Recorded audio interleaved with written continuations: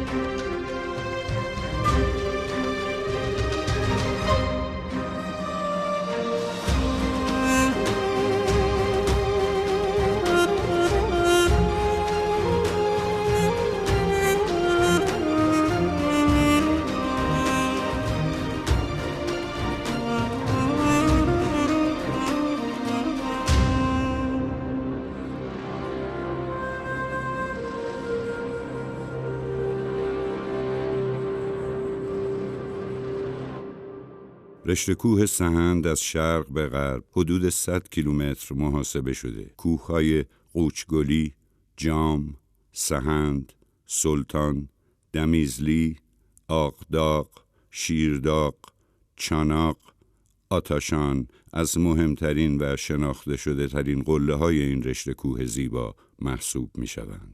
دامنه شمالی رشته کوه سهند مشرف به جلگه پهناور تبریز و بستان آباد بوده و مرتفع ترین قله این رشته کوه را در خود جای داده است. سهند بعد از سبلان بزرگترین و مرتفع ترین رشته کوه آذربایجان محسوب می شود. کوهستان کهن سهند گرچه در زمانهای دور آب و هوایی گرم و معتدل داشته، امروز دارای آب و هوایی سردسیری است و بارش باران در قله‌های آن به طور متوسط 500 الی 600 میلیمتر و در دامنه‌ها 300 الی 500 میلیمتر تخمین زده شده است.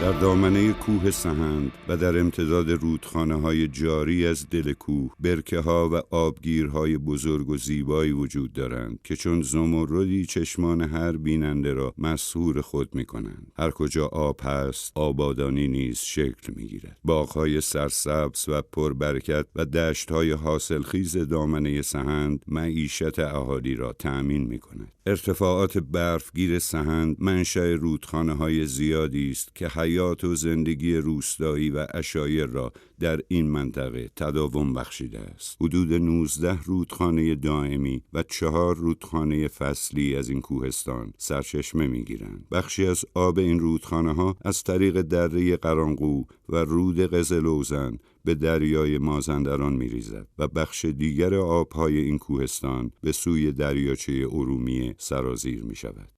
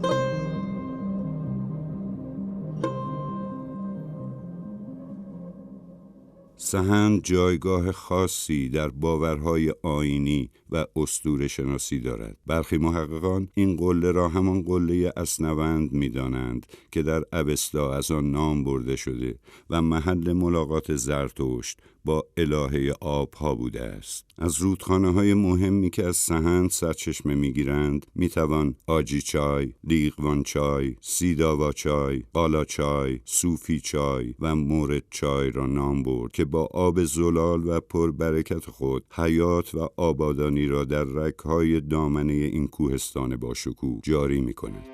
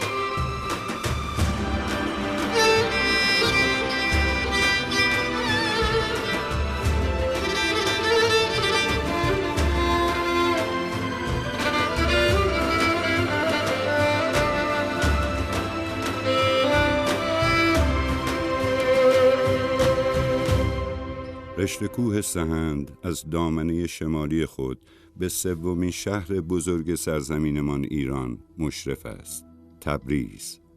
قدمت این شهر زیبا و تاریخی به دوران اشکانیان و ساسانیان باز می‌گردد.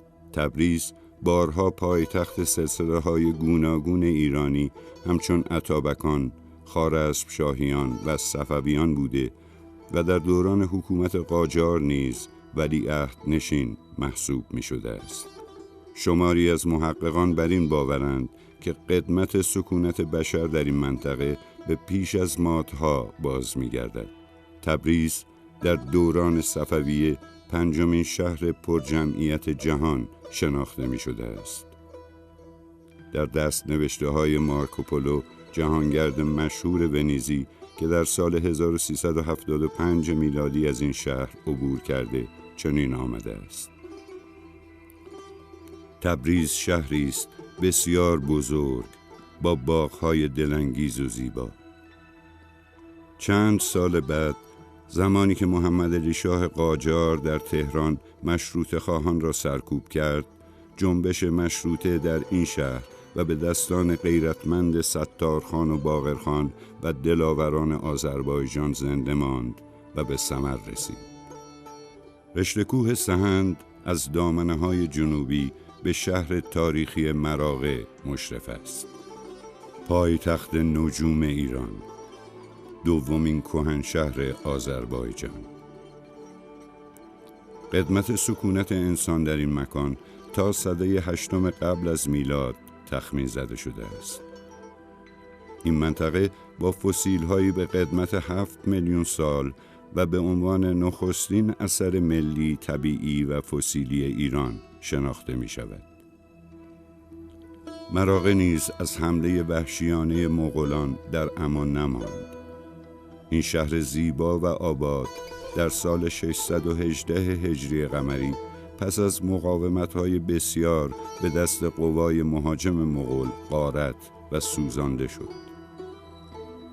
امروزه مراغه دومین شهر بزرگ استان آذربایجان شرقی بعد از تبریز محسوب می شود.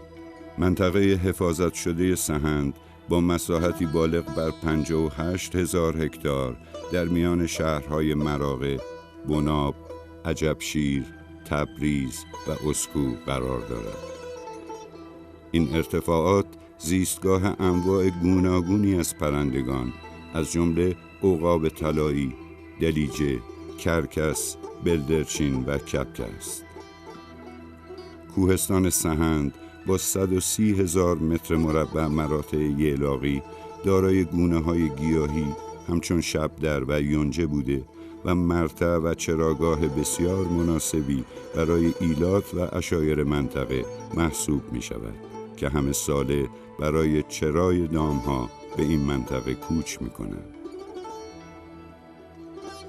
در دامنه شمالی قله جام، دره سرسبز و سحرانگیزی به چشم می‌خورد. دره شاهی وردی. راه‌های اندکی برای رسیدن به این دشت وسیع وجود دارد.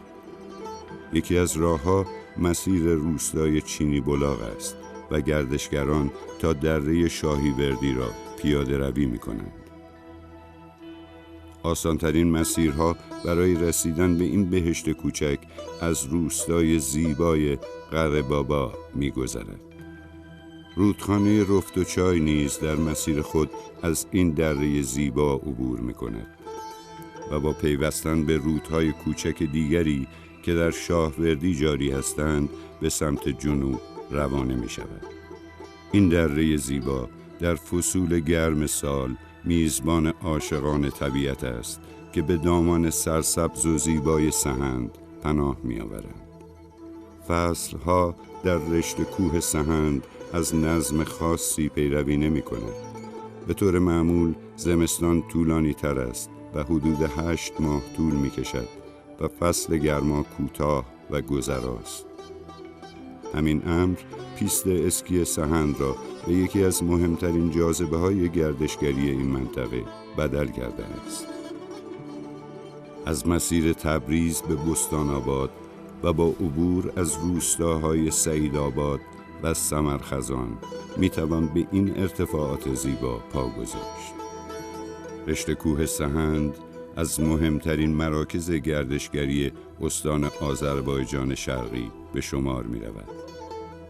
همه ساله عاشقان طبیعت از هیاهوی شهر گریخته و به دامان آرام و سرسبز سهند پناه میبرند و کوهنوردان زیادی از ایران و جهان به مصاف این کوه با شکوه می آید.